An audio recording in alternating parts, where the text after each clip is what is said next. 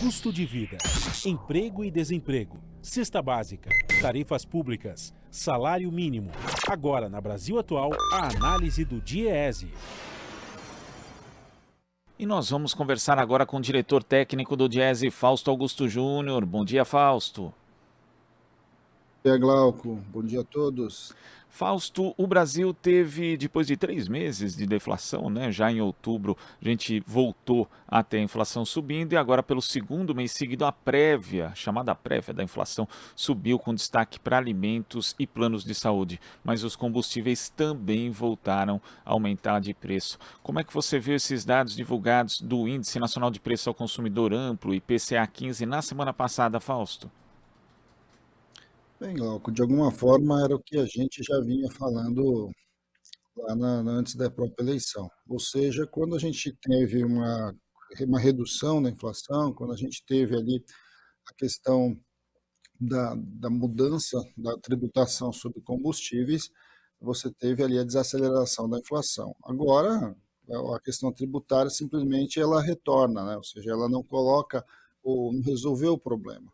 A gente vai acabar assistindo de verdade ainda o que vai acontecendo de acordo com a própria lógica dos preços, tanto ligado a combustíveis quanto a alimento.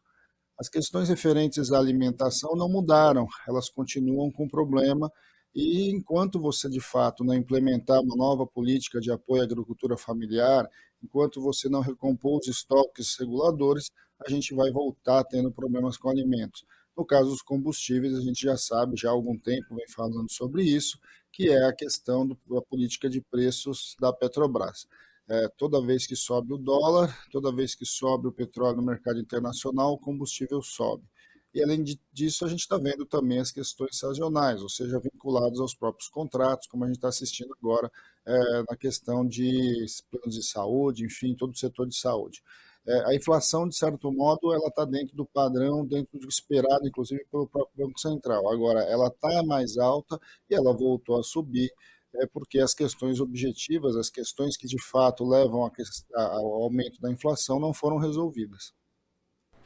E esse é um ponto muito importante, né? Porque durante a eleição, muitos especialistas falavam que a inflação estava sendo segurada de uma forma artificial, principalmente por conta da postura, né, da Petrobras de segurar alguns reajustes que poderiam ser feitos segundo a própria política de paridade internacional feita pela empresa desde o governo Temer. Isso significa que agora toda aquela inflação represada acaba vindo à tona, Fausto? Bem, Glauco, algo que a gente já esperava, né?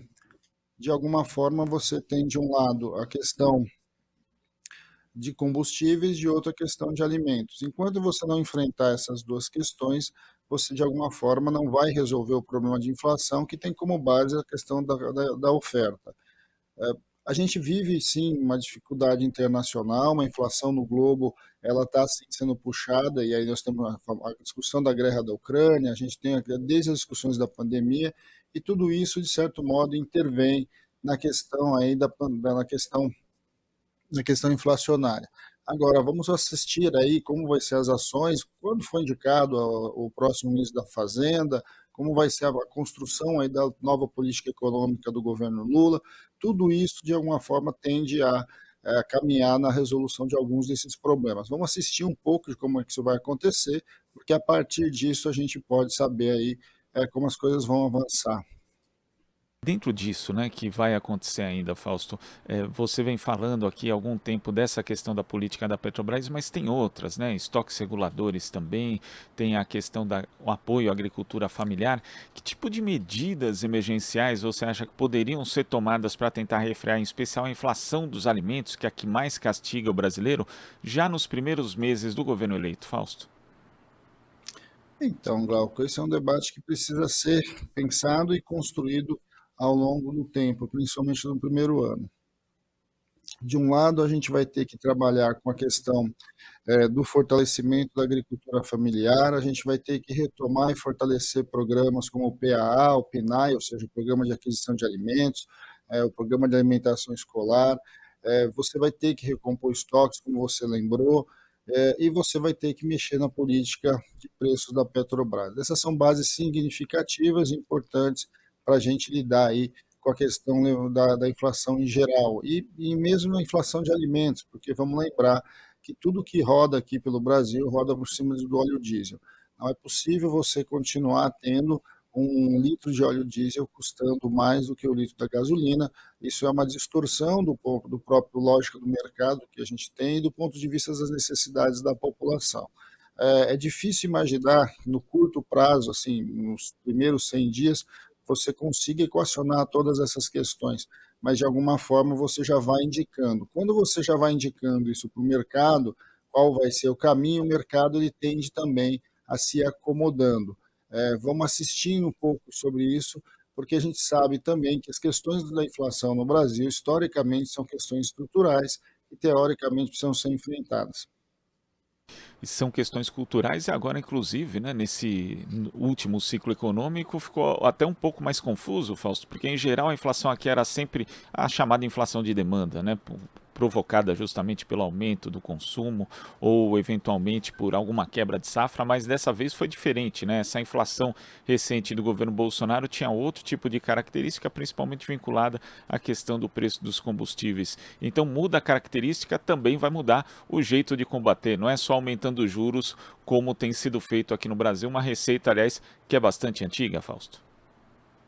Aí a gente volta a outros dilemas que a gente vai viver agora no próprio governo Lula. Vamos lembrar que o Banco Central é um Banco Central autônomo, a presidência do Banco Central não muda, né? Agora ela continua, o que deve indicar que dificilmente a própria política do Banco Central mude no curto prazo.